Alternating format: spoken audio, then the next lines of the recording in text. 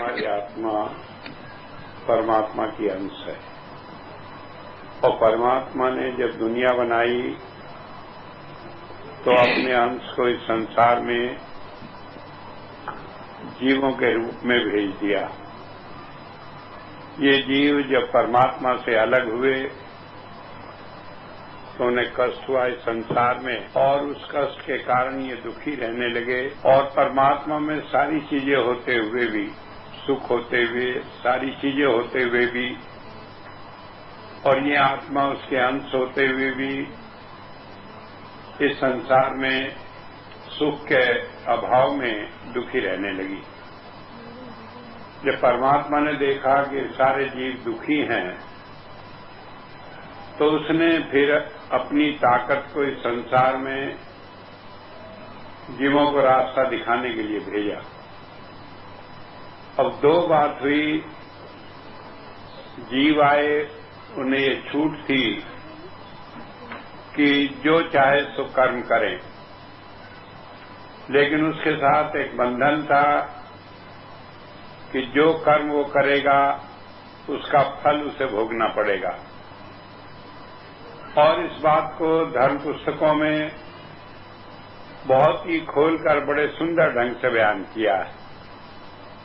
Bible में एक जगह कहा है, tooth for tooth, nail for nail, कि अगर तुम किसी को दांत से काटोगे तो वो भी तुम्हें दांत से काटेगा, तब इस कर्म का फल खत्म होगा। अगर तुमने किसी को नाखून से मारा है तो जब तक जिसे मारा है वो तुम्हें नाखून से नहीं मार लेगा तब तक वो कर्म समाप्त नहीं होगा।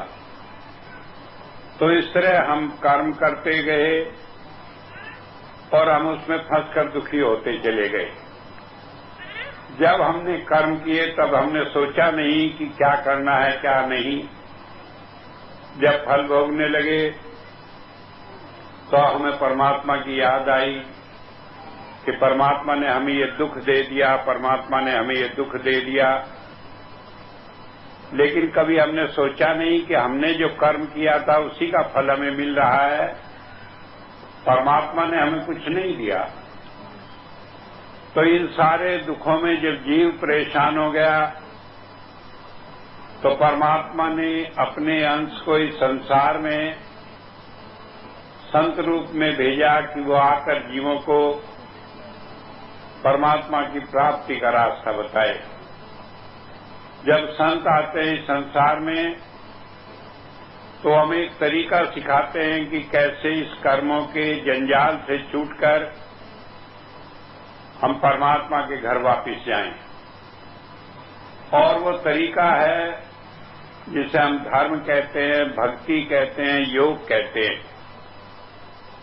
गुरु नानक देव जी महाराज ने कहा, जीवत मरे, मरे पुनि जीवे, नानक ऐसा जो कमाए। कि जो जीते जी मर सकता हो और मरकर फिर अपनी इच्छा से जिंदा हो सकता हो, इस शरीर में आ सकता हो, इसे योग कमाना कहा है, योग की साधना करना कहा है। और मेरे हुजूर संत कृपाल सिंह जी महाराज कहा करते थे कि संसार में जो हम ये क्रिया करते हैं, संत बताते हैं हमें करने की, ये वही क्रिया है जो कि मौत के समय होती है। कि शरीर से सारी चेतन सत्ता को ले जाकर ऊपर 10वें द्वार में ठहरा लेना और फिर वहां कुछ देर ठहराकर इसे वापस इस संसार में वापस ले आना, इस शरीर में। तो इस तरह हमें मौत के उस मंजिल से गुजरना पड़ता है। क्यों गुजरना पड़ता है? हुजूर कहा करते थे कि मान लो एक कांटेदार झाड़ी हो, उसके ऊपर आपने कपड़ा कोई फैला दिया, उस कपड़े को खींच के उतारोगे तो कपड़ा फट जाएगा। तो धीरे धीरे एक एक कांटा छुड़ाकर उसे इससे अलग करना पड़ता है। और ये अलग करने का अभ्यास ही भजन करना है, सिमरन करना है। और संत हमारी साथ रहकर इस काम को हमें सिखाते हैं। मुझे याद है एक छोटी सी घटना।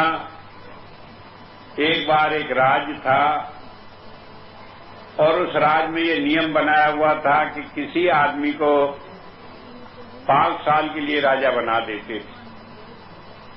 जब 5 साल पूरा होता तो राजा को गद्दी से उतारकर नदी पार छोड़ आया करते थे। नदी पार जंगल था, उसमें शेर थे, बघेरे थे, जानवर थे, और वो उस आदमी को जो पहले राजा था जिसे वहां छोड़ आए थे उसे फाड़कर खा जाया करता था। तो उनके यहां तो ये रिवाज चला आ रहा था न जाने कब से।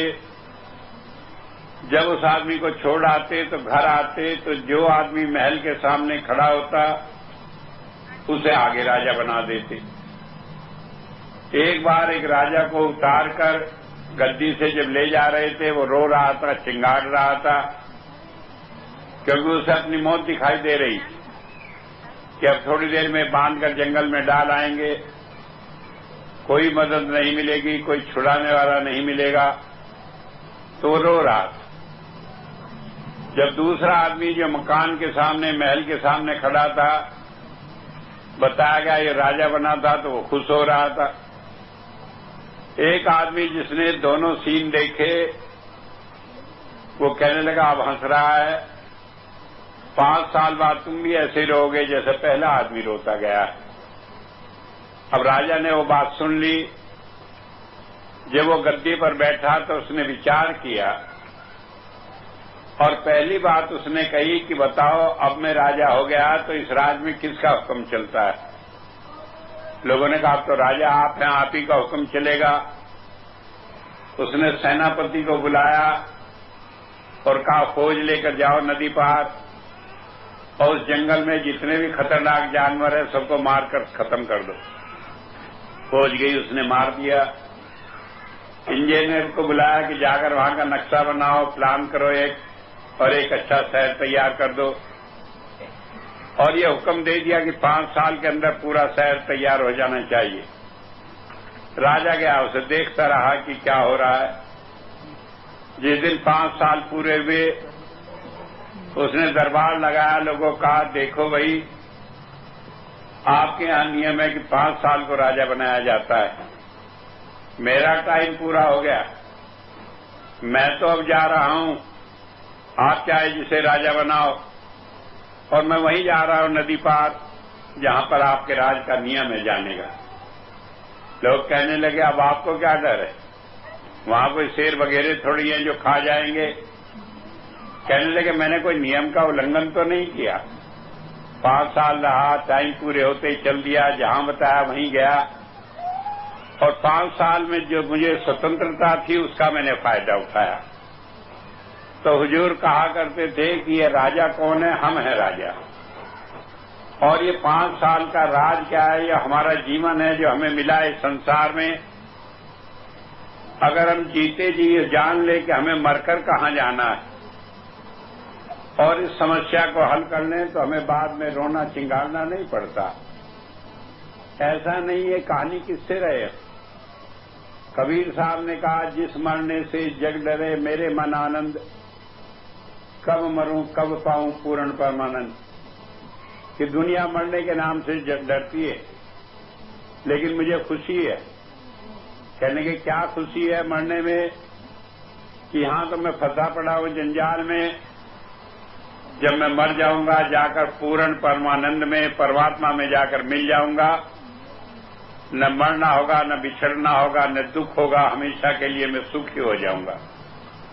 तो संत आते हैं, हमें इस जेल में जो हम फंसे पड़े, कौन सी जेल में, मौत की जेल में, कि वो आती है छोड़ देती है दुनिया में थोड़े दिन, फिर पकड़ती है, फिर ले जाती है, फिर दूसरे जीवन में डाल देती है, वो इसे छुड़ाने के लिए आते हैं।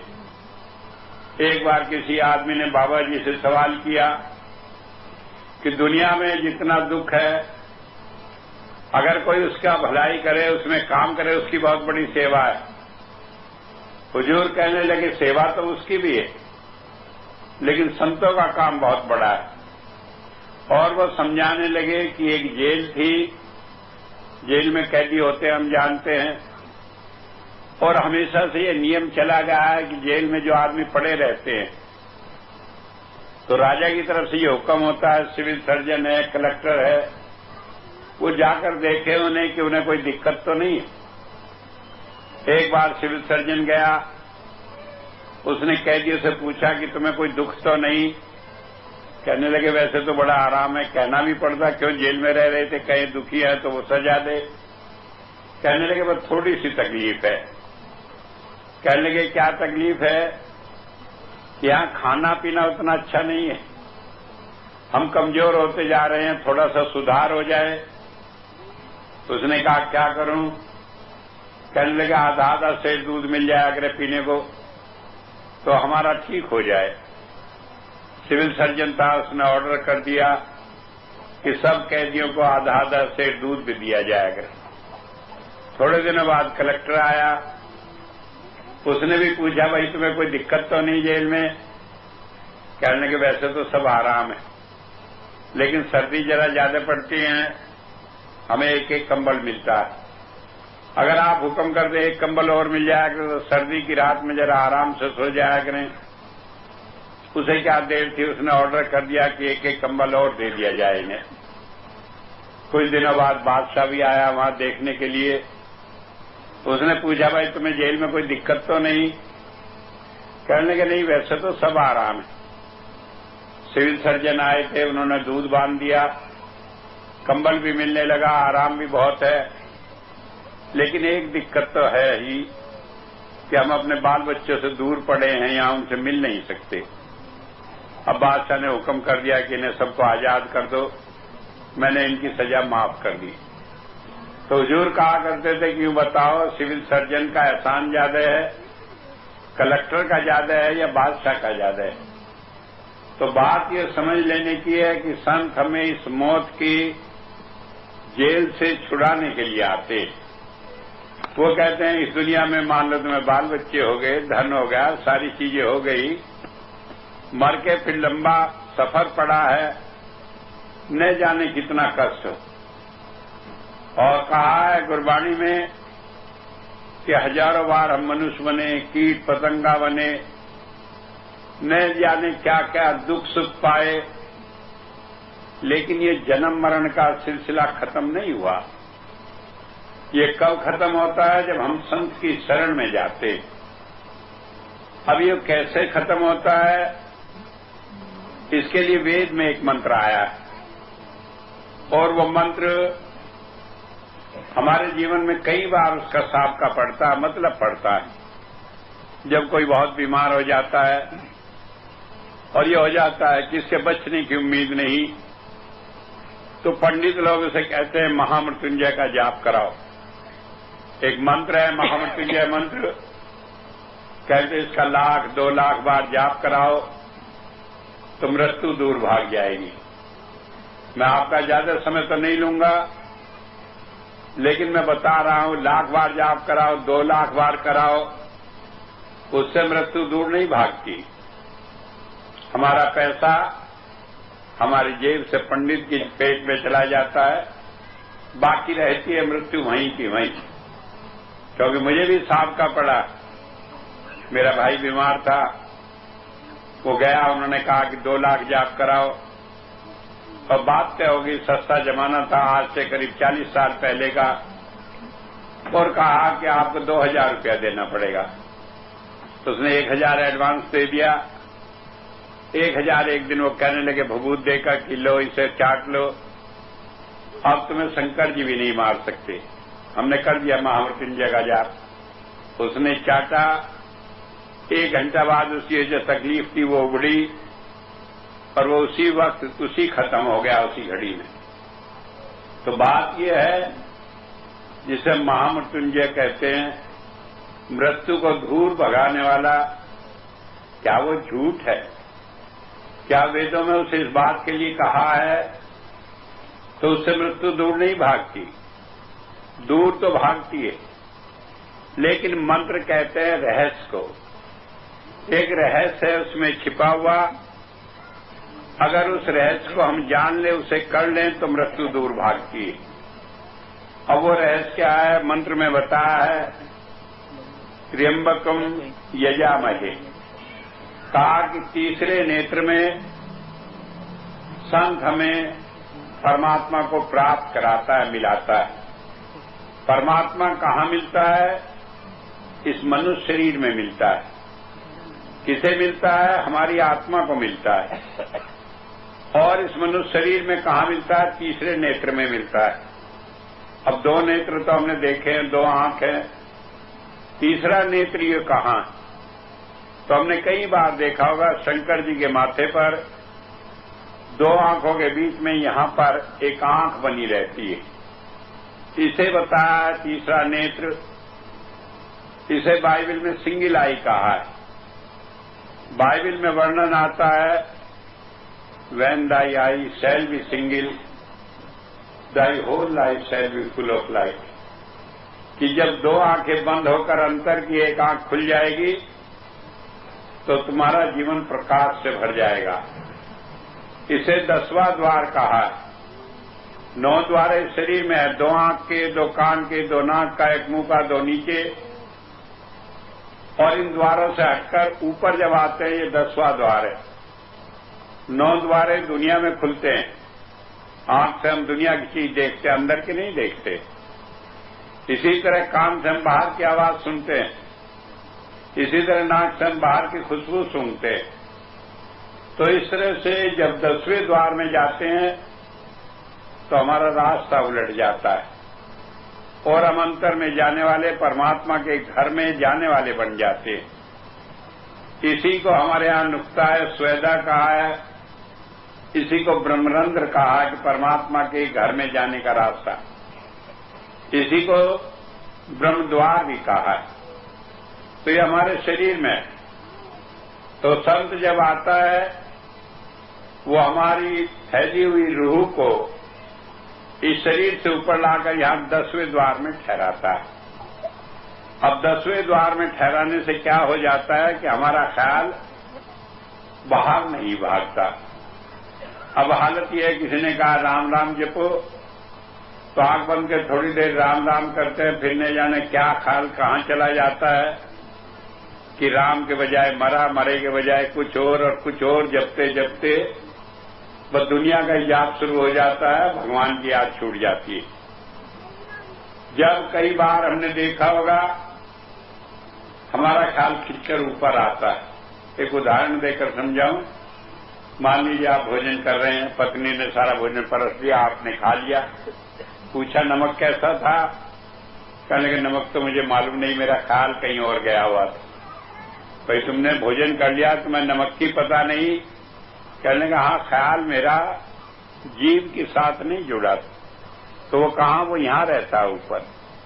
जब वो ऊपर रहता है तो दुनिया की सुध बुध हमें नहीं रहती। दुनिया के काम सारे करते हैं, खाते भी हैं, पीते भी हैं, सारे काम करते हैं, लेकिन उसकी सुध बुध नहीं रहती। तो संत हमारे ख्याल को यहां लाना सिखाते हैं। वो कहते हैं एक बार देह ध्यास से ऊपर आ जाओ तो फिर शरीर में रहते हुए कोई भी काम करो उसका बंधन होता नहीं। संतों ने अपने ढंग से कहा कि जड़ चेतन की ग्रंथि खुलना। जड़ ये शरीर, चेतन आत्मा दोनों बंद कर एक हो बैठे हैं। तो इसे खोलकर वो कर देते हैं कि शरीर अलग है और तुम अलग हो। और जब हम ये सीख जाते हैं फिर हमारा मन इस आत्मा को अपने साथ बांधकर संसार में धक्के नहीं खिलाता। और ये शुरुआत कब होती है? जब संत मिलता है, वो हमें इस क्रिया को करना सिखाता है। तो वेद में कहा कि संत हमें ये क्रिया इसी शरीर में, शिव नेत्र में परमात्मा के रूप को प्रकट करके दिखाकर उसके साथ जोड़ता है। अब परमात्मा का रूप कहां से वो लाता है? तो मेरे हुजूर कहा करते थे कि वो कोई बाहर से नहीं लाता। भीखा साहब ने कहा भीखा भूखा कोई नहीं, सबकी गट्टी लाल, गांठ खोल नहीं देखा याते भे कंगाल। चीज तो सबके अंदर है, लेकिन हमने अपने अंदर को टटोला नहीं, तो इसलिए हम परेशान रहते हैं। ये नहीं वो चीज गायब हो जाती है अगर टटोला नहीं, लेकिन उसका फायदा नहीं उठा पाते। हुजूर एक उदाहरण देकर समझाया करते थे कि एक कुम्हार था, उसे कहीं से एक लाल मिल गया। उसने लाल कभी देखा नहीं था, उसने समझा बड़ा अच्छा पत्थर है। अब उसे घर में गधी से ही अपने प्यार था, क्यों उसी पे लादा करता था सामान, उसी से कमाई होती। कहने लगे चलो इसी को ये पहना दो पत्थर, ये भी क्या खुश होगी, कितना बढ़िया जेवर मैंने इसे पहनाया। उसने बांध कर रस्सी में उसके गले में डाल दिया। एक जोहरी उधर से जा रहा था, उसने देखा कुम्हार दोपहरी में इतनी मेहनत कर रहा और लाल बांध रखा गधे के गले में, तो बहुत ना समझे, लाल से तो वैसे ही घर में मौज करता। तो जाकर कहने लगा क्या बांधा है गधी के गले में? कहने लगे एक पत्थर मिल गया था, मैंने सोचा ये भी खुश हो जाए कि मेहनत करके इसके गले में बांध दिया। कहने लगे इसे दे दोगे, बेच दोगे? कहने लगा हाँ बेच दूंगा। कि क्या लोगे? कि 10 रुपए दे दो। अब उसने कहा है तो बड़ा ना समझे, लाल इसके पास है, कीमत समझ नहीं, 10 रुपए मांग रहा है, भूखों मर रहा है, दोपहर में मिट्टी खोद रहा है, कहीं लाल वाला ऐसा कर सकता है क्या? उसे दया आई, वो कहने लगा इसे ले जाओ और बाजार में जाओ और वहां देखना जहां पर सोना चांदी बिकते हैं उस दुकान पर जाना और जाकर उसे पूछना कि इसकी क्या कीमत दोगे। और 1 से पूछो, 2 से पूछो, 3 से पूछो, और जो तीसरा आदमी पैसे बताए वहां बेचकर मत आना, मेरे पास ले आना, मैं तुम्हें उससे 10 रुपए ज्यादा दूंगा। अब वो खुश हो गया, जाकर एक को दिखाया, उसने देखा मैला कुचेले कपड़े पहना है, इसे कहां से लाल हाथ तक लग गया। कहने का 100 रुपए दे दूंगा। अब कुम्हार खुश हुआ 100 रुपए, लेकिन फिर सोचा दूसरी दुकान पे जाना, कहने का अच्छा दे दो। अब दूसरी दुकान पर पहुंचा, जाकर 100 रुपया समझा उसकी हाथ में है। कहने के जरा सेठ जी लगाइए, इसका मोल क्या है? और उसने अल्टा पलटा, कभी उसे लाल को देखे, कभी कुम्हार को देखे कि इसकी समझ कितनी है, ये कितनी मोल लगाता है, और कहने लगा 1000 रुपया दे दूंगा।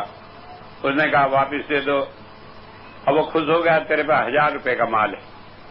अब तीसरी दुकान पे गया, जरा अकड़ के कहने लगा सेठ जी जरा इसका मोल तो लगाओ कितना है। अब वो देखभाल के कहने लगा तुम्हें 1 लाख रुपया दे दूंगा। अब कुम्हार उसे वापस लेकर आया और जो जोहरी था उसके पैरों में पड़ गया। कहने लगे तुमने मुझे लाल दिया। कहने लगे नहीं भाई, लाल तो तुम्हारा था, मैंने कहां दिया, मैंने तो समझ दिए, लाल तो तुम्हारा अपना। तो संत हमें कोई परमात्मा को लाकर नहीं दे देते कहीं। परमात्मा तो हमारे अंदर है, हमें उसकी पहचान नहीं, हम उसे जानते नहीं, इसलिए हम इस दुनिया में दुखी हैं। जब उसे जान लेते हैं, समझ लेते हैं, तो ये समझ आ जाती है। अब कोई आदमी कहेंगे क्या बेवकूफी बात कर रहे हैं, अरे परमात्मा है, उसे जानेंगे तो हम समझेंगे क्यों नहीं? ऐसी कौन बात है कि जो परमात्मा को हम समझ नहीं लेंगे कि ये परमात्मा है? तो मैं बताता हूं कैसे। एक बात है, परमात्मा का कोई रूप नहीं, दुनिया में कोई भी धर्म है, सबने बताया उसका कोई रूप नहीं है। अब जब रूप नहीं तो हम उसे कैसे जानेंगे? और सब धर्मों में बताया कि वो परमात्मा 33 रूपों में प्रकट हुआ, 12 प्रकाश के, 11 नाद के, 8 सोम के जिसे नाम कहा है, और एक संत रूप में और एक परमात्मा का निज नाम, तो 33 रूपों में प्रकट हुआ है। अब परमात्मा रोशनी के रूप में प्रकट है। हम अपने अंदर की रोशनी देखी तो हमारी समझ कैसे मान लेगी ये परमात्मा है? हमने आवाज सुनी कान में, कैसे मान लेंगे कि ये परमात्मा है? कोई आकर समझाता रहे। मुझे याद है घटना में, एक बार न्यूयॉर्क में था, मैंने वहां पर बताया कि परमात्मा का रूप रोशनी का, आवाज का है। रोशनी दिखाई देती है, अंतर में कान में आवाज सुनाई देती है, वो परमात्मा है। तो वहां के जो गुरुजी थे, मिश्रा जी, वो कहने लगे तुम इनके स्वामी जी के चक्कर में न पड़ जाइयो। पहले तो ये कह रहे हैं कि मरने से जीने को मरना सिखाते हैं। मान लो तुम्हें सिखा दिया, तुम मर गए, तुम मरे पड़े रहोगे या हिंदुस्तान चले जाएंगे, तुम्हें कोई पूछने वाला नहीं रहेगा। फिर कहने लगे, कहते अंदर में रोशनी आती है, आवाज सुनाई देती है। कहने लगे यहां तो हजारों लाखों आदमी अस्पताल में पड़े हैं जिनके कान में आवाज आ रही, डॉक्टर इलाज ही नहीं कर पाते। कहते हैं तो पागल हो गए, इनका इलाज नहीं है। कहने लगे तुम इनके चक्कर में पड़ोगे तो तुम भी पागल हो जाओगे। अब ये बात सुनी, मुझे कुछ अच्छा भी लगा, कुछ बुरा भी लगा। कैसा समझदार आदमी पहली दफे मिला जो कहता है अंतर में आवाज सुनकर और पागल हो जाता आदमी। मैं कहने लगा दोबारा स्टेज पर, मैंने कहा मिश्रा जी इनकी बात तो छोड़ दे, तो आपके चेले हैं, इन्हें तो इतनी समझ नहीं। आपको समझ है, अगर आपने वो आवाज सुनी और आप पागल हो गए हो तो आपकी आवाज बंद कर दी जाए, ठीक हो जाओगे। और अगर अब तक नहीं सुनी तो आपको सुनवा दी जाए और ये सारे चेले गवाह रहेंगे, बैठे रहेंगे। जब तक आप ठीक नहीं हो जाएंगे तो ये मुझे पकड़कर यहीं जेल में बंद कर लेंगे। जब मैंने ये बात कही, वो कहने लगे मैं तो आपसे अकेले में बात करना चाहता हूं। मैंने कहा चलो अकेले में कर लें। अकेले में कमरे में ले गया तो मैंने कहा कि तुमने कोई धर्म कर्म सीखा है कि नहीं, लोगों को उल्टी उल्टी बातें बताते हो, तुम्हें खबर है ये जो कर रहे हो इससे क्या होगा, नरकों में जाओगे। जब ये बात कही, कहने लगे मैंने क्यों नहीं सीखा, मैंने तो ब्यास से नाम लिया है। अब तब तो मुझे भी माथा ठनका कि ब्यास से लिया है, वो तो मेरे गुरु का घर है, वहां तो वो सच्चाई सिखाई जाती है जो सबसे बड़ी सच्चाई है। इस कमबख्त को कहां से उल्टी बात आ गई। मैं कहने लगे जब वहां तक सीखा, वहां नहीं बताया था कि रोशनी आती है, आवाज आती है। कहने लगा हाँ बताया था, लेकिन मुश्किल यह है कि मैं आके घर पे करता रहा, मुझे आई नहीं और मुझे कोई धंधा आता नहीं था। मैंने 10 रुपए में एक होम्योपैथिक की डिग्री खरीद ली थी, यहां से 50 साल पहले की बात। कहने लगे उससे मैं वहां प्रैक्टिस करता था तो डिग्री से कोई प्रैक्टिस थोड़ी हो जाती। मुझे वहां 100 रुपए की आमदनी नहीं थी। मैं यहां चला आया, पंडित हूं, मंत्र जानता हूं, 2-4 मंत्र ऐसे बोले, लोगों को चेले बना लिए। अब मुझे 1 लाख रुपए की आमदनी हर महीने की। मेरी बला से परमात्मा रोशनी है कि आवाज है, मेरा धंधा तो ठीक चल रहा है, तो मुझे क्या जरूरत पड़ी मैं इस चक्कर में पड़ूं, ये सारे चेले भाग जाएंगे।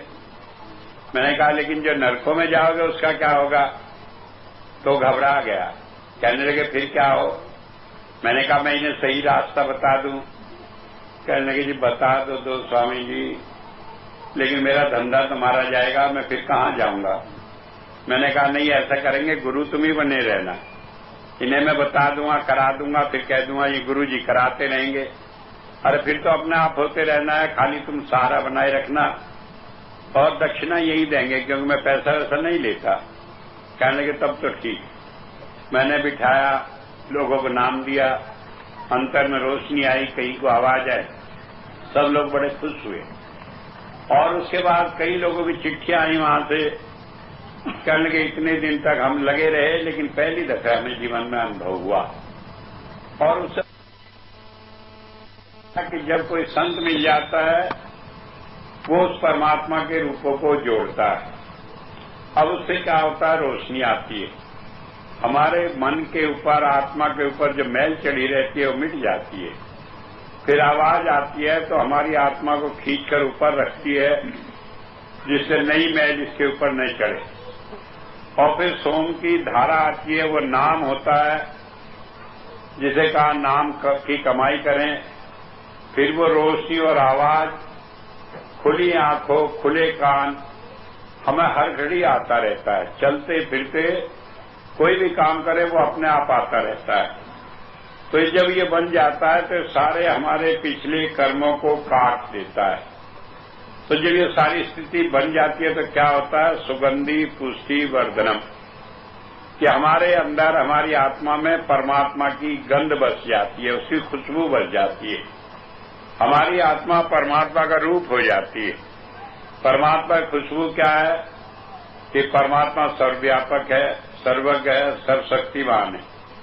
और ये 3 गुण साधक के अंदर बस जाते हैं, तो उससे उसकी आत्मा बलवान हो जाती है। अब हम यहां बैठे हैं, मालूम सारी दुनिया में क्या हो रहा है, अगर मालूम हो तो फिर ताकत एक आएगी, फिर हमें सब कुछ मालूम है। और फिर जो मुंह से कहते हैं वही हो जाए, तो फिर इससे बड़ी ताकत क्या होगी। और कहा साधु बोले सहज स्वभाव, साध का बोला वृथा न जाए। तो कहा कि उसके मुंह से जो निकल जाता है वो कभी बेकार नहीं जाता, तो फिर हमें एक ताकत आ जाती। मैं एक बात सुना दूं। रविदास जी महाराज थे, अपना जूता गांठना, दूसरा काम करना जो उनका धंधा था, और नाम जपना। एक बार मीराबाई उनके यहाँ आई, कहने लगी आप यहाँ झोपड़ी में ऐसे हैं, थोड़ा यहाँ पे सत्संग घर बनवा लो, कुछ अच्छा सा काम कर लो। कहने लगे नहीं, इसकी जरूरत नहीं, जिसे नाम कमाई करनी है वो आ जाएगा यहीं।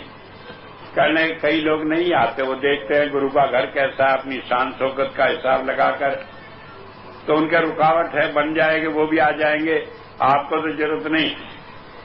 ज्यादा जिद करने लगी तो उसने एक लाल दे दिया, कहने लगे इसे बेच के यहाँ एक आश्रम बनवा लेना।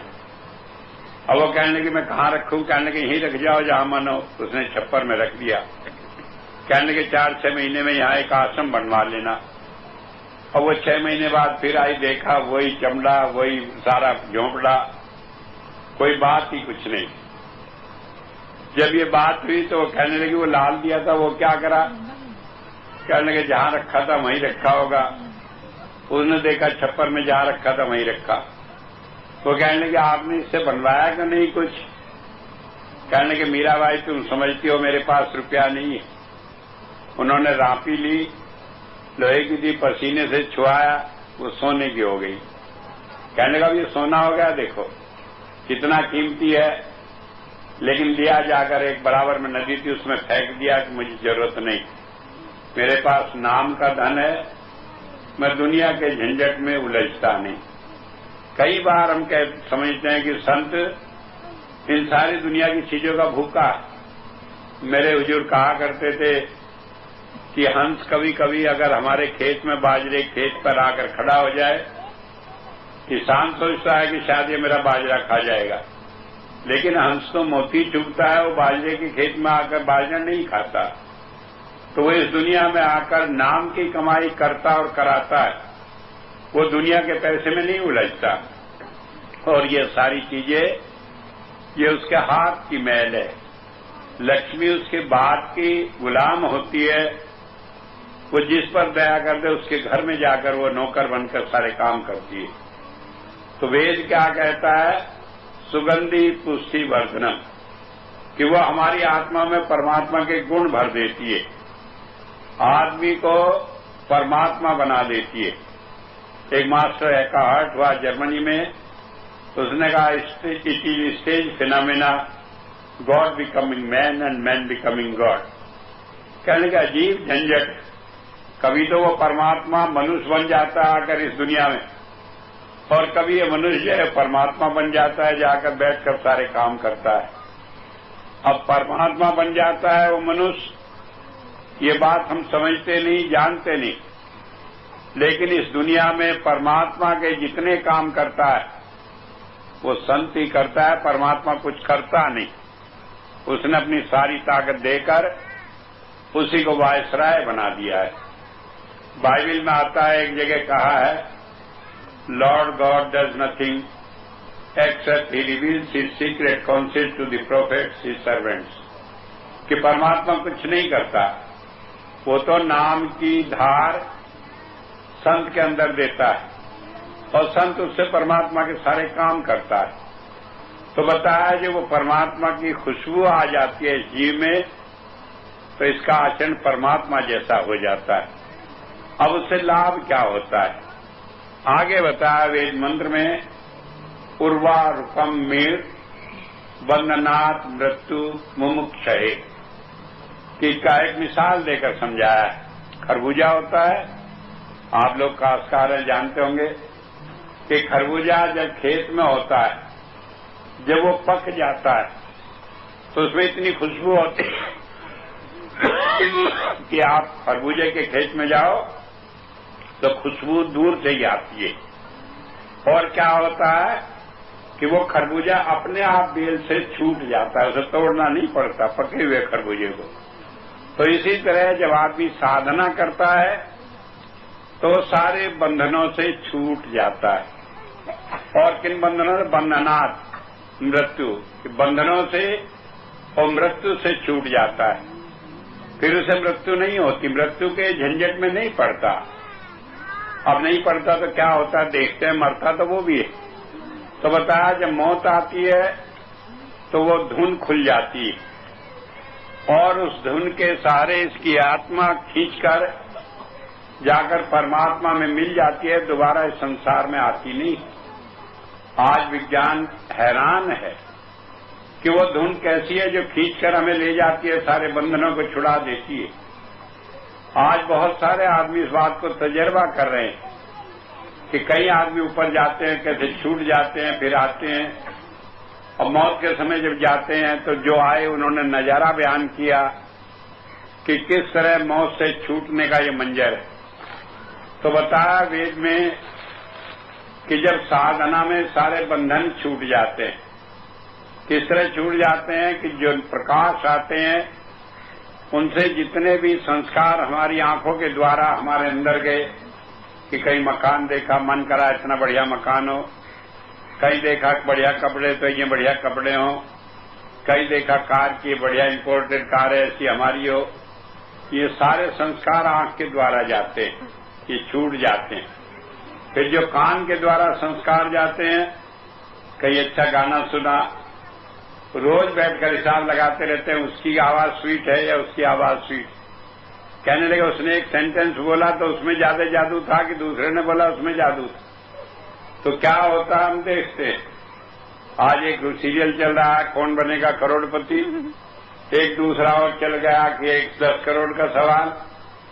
तो सारे वैज्ञानिक लगा रहे हैं हिसाब कि अमिताभ जो वर्ड कहता है उसमें ऐसा जादू है कि मन को खींच लेता है। अब बेचारा दूसरा है, क्या उसका नाम मैं भूल गया, अनुपम खेर, तो वो जो कहता है उसमें इतना चार्म नहीं। तो साउंड में भी चार्म होता है और ये चार्म संस्कार पैदा करता है हमारे में। तो वो सारे जितने संस्कार जन्म जन्मांतर का है वो बांध रखते हैं साउंड से। तो वो क्या करता है, जब हम नाद सुनते हैं उससे छूट जाता है। और एक ऐसा होता है हमारे दिमाग में कहीं ऐसा वो है कि तुरंत कोई बात सुनी, ना बुद्धि काम करती ना कुछ करती, तो तुरंत उधर ही ध्यान चला जाता है। तो उसे ये हमारा जिसे सोम कहा है, नाम की धारा कहा है, वो रोक लेती है, इम्यून कर देती है, फिर हमारी आत्मा उधर खिंच कर नहीं जाती। वेद में उसका गुण बताया कि वो औषधि है, वनस्पति है, इम्यूनाइजेशन कर देती है सोल का। उसके अंदर फिर ये ताकत नहीं रहती वो इस चीजों को ग्रहण करे, तो ये सारे संस्कार इससे मिटाती। लेकिन ये सारे संस्कार कब मिटते हैं, जब संत की दया हो। नहीं तो हम लाख सुनते रहे, लाख पढ़ते रहे, फिर भी कहेंगे अरे आवाज आएगी तो खबर नहीं कोई बीमारी ना हो।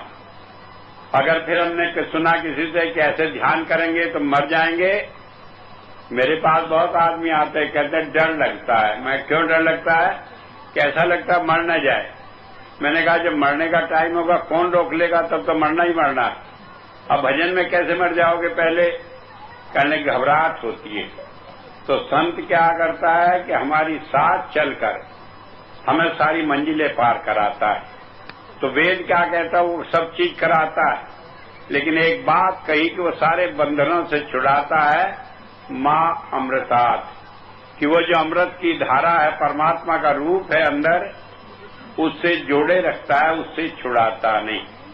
और तभी हम इस संसार में कहीं भी रहे उसके हाथों में रहते हैं, उससे जुड़े रहते हैं। कबीर साहब ने कहा, गुरु बसे बनारसी, सिख सात समुंदर तीर, एक पल कभी न बिछड़े जो गुण होए शरीर। कि गुरु कहीं हो, सिख कहीं हो। गुरु बैठा है अमेरिका में 7 समुंदर पार, और सिख यहां बैठा है। कहने के दुनियावी फासला तो है, लेकिन वो दोनों से जुड़े हुए हैं। कैसे, उस नाम की डोर से। वो सोचता है, गुरु को पता लग जाता है। गुरु सोचता है, सिख के दिल में वही बात आकर पैदा हो जाती है। और इससे उसकी रक्षा होती है, वो उससे बचा रहता है, काल का उस पर असर नहीं होता। मेरे हुजूर संत कृपाल सिंह जी महाराज कहा करते थे कि जब गुरु नाम देता है तो वो सिख के अंदर हो बैठता है, आत्मा में, और उसे जब तक नहीं छोड़ता जब तक मोक्ष नहीं दिला देता। तो ये बात समझ लेने की है कि गुरु सिख के साथ रहता है, सारे काम करता है, और सारे काम करने का एक ही मतलब होता है कि वह हमें इस दुनिया में सारे बंधनों से छुड़ाकर उस परमात्मा में जाकर मिला देता है, हमें योगी बना देता है। जब हम योगी बन जाते हैं तो दुनिया में ऐसे रहते हैं, जल में जो कमल निरालम मुर्गाई नीचे, सूरज शब्द भव सागर तरिए, नानक नाम पिछाने। जय कमल होता है जल में, पानी कितना ही बढ़ता जाए कमल ऊपर ऊपर जाएगा। पानी उसके ऊपर डाल दो फिर भी उसके पत्र सूखे ही मिलेंगे। और कहा मुर्गा भी होती है चिड़िया, वो पानी में कितना ही रहे लेकिन जब उड़ती है सूखे पर उड़ जाती है। ठीक इसी तरह संत इस दुनिया में रहता है, सारी चीज करता है, खाता है पीता है, बाल बच्चे भी है, दुनिया के काम भी करेगा, लेकिन आंख बंद करी सारी दुनिया छूट जाती है, फिर उसमें फंसा नहीं रहता। हमारी हालत यह है कि बाहर बैठे हैं तो थोड़े आदमियों में फंसे, आंख बंद कर ले तो सारी दुनिया की बवाल आ जाती है, जो सोचा नहीं देखा नहीं वो भी सारे दिखने लगते हैं। तो कारण ये होता है कि हमने मन से इस आत्मा को अलग करना सीखा नहीं, और हम कर भी नहीं सकते, क्योंकि मन जो है बड़ा ताकतवर है। जब तक इससे कोई ताकतवर ऐसा न मिल जाए कि हमारे मन पर एक अंगूठा दबा दे, पैर रख दे, ये मन रुक जाए, तब तक हम कुछ कर नहीं सकते। जब उसकी दया हो जाती है, हम कर लेते हैं, तो हमारा काम बन जाता है। तो मैं एक बात कहकर आखिरी बात खत्म करूंगा। एक मौलवी साहब से बैठे सिजदा में अपना प्रार्थना कर रहे थे, कहने खुदा तेरा बड़ा शुक्र है, रोज मैं घोड़ी पर सवार रहा, घोड़ी चोरी चली गई मैं भी चोरी चला जाता। तो रात ही एक ऐसी रात हुई है कि घोड़ी तो चोरी चली गई, मैं बच गया। अब एक लड़का वहां से जा रहा था, तो कहने का मौलवी साहब को होश है कि नहीं है? अरे अगर घोड़ी पर सवार होते तो चोरी कैसे हो जाती? कहने के जैसे रोज हो रही थी, ये मन घोड़ी है, आत्मा सवार है, रोज इसके साथ मेरी आत्मा भागी फिर रही थी। रात ही एक रात ऐसी रही कि आत्मा इससे अलग होकर रही और इसके साथ भागी नहीं फिरी। तो जब संत की दया होती है, वो हमें अंतर में उद्धारा देता है, तभी हमारा मन मरता है, तब हमें वो रास्ता मिलता है, और तब हमारा जन्म मरण से छुटकारा होता है। इसी का नाम धर्म है, क्योंकि धर्म कहा है कि जन्म मरण से छूटकर जाकर वापस परमात्मा के घर में पहुंच जाएं। क्योंकि धर्म को कहते हैं रिलीजन, री माने दोबारा, लीजन माने bind back to the source. जो विद्या हमारी आत्मा को दोबारा परमात्मा से मिला दे वो धर्म है। यही संत करता है, वो हमें बाहरी किसी आडंबर में नहीं फंसाता। वो कहता है परमात्मा तुम्हारे अंदर है और आत्मा भी वही है, तो इसी शरीर के अंदर मिल लोगे। अगर संत की गाइडेंस में चले और उसकी बात मानकर हम चले तो इसी जीवन में हम मोक्ष प्राप्त कर सकते हैं। तो हमेशा संत इसी बात को समझाते आए, जब से ये दुनिया बनी आज तक, और जब तक ये दुनिया रहेगी तब तक परमात्मा की प्राप्ति का रास्ता संतों के द्वारा इसी तरह मिलेगा और हम उसे प्राप्त करेंगे। ये थ्योरी थी, मैंने आपको समझाई, और इसका एक प्रैक्टिकल होता है कि आप बैठकर कर लें, जिसे नामदान या दीक्षा कहते हैं। अब मैं अपनी बात समाप्त करूंगा। जो भाई इच्छुक होंगे नामदान या दीक्षा लेकर इसे करने, हमारी आत्मा परमात्मा की अंश है, और परमात्मा ने जब दुनिया बनाई तो अपने अंश को इस संसार में जीवों के रूप में भेज दिया। ये जीव जब परमात्मा से अलग हुए तो उन्हें कष्ट हुआ इस संसार में, और उस कष्ट के कारण ये दुखी रहने लगे। और परमात्मा में सारी चीजें होते हुए भी सुख होते हुए, सारी चीजें होते हुए भी, और ये आत्मा उसके अंश होते हुए भी इस संसार में सुख के अभाव में दुखी रहने लगी। जब परमात्मा ने देखा कि सारे जीव दुखी हैं, तो उसने फिर अपनी ताकत को इस संसार में जीवों को रास्ता दिखाने के लिए भेजा। अब दो बात हुई, जीव आए, उन्हें ये छूट थी कि जो चाहे सो कर्म करें, लेकिन उसके साथ एक बंधन था कि जो कर्म वो करेगा उसका फल उसे भोगना पड़ेगा। और इस बात को धर्म पुस्तकों में बहुत ही खोलकर बड़े सुंदर ढंग से बयान किया है। बाइबल में एक जगह कहा है, tooth for tooth, nail for nail, कि अगर तुम किसी को दांत से काटोगे तो वो भी तुम्हें दांत से काटेगा, तब इस कर्म का फल खत्म होगा। अगर तुमने किसी को नाखून से मारा है तो जब तक जिसे मारा है वो तुम्हें नाखून से नहीं मार लेगा, तब तक वो कर्म समाप्त नहीं होगा। तो इस तरह हम कर्म करते गए और हम उसमें फंसकर दुखी होते चले गए। जब हमने कर्म किए तब हमने सोचा नहीं कि क्या करना है क्या नहीं। जब फल भोगने लगे तो हमें परमात्मा की याद आई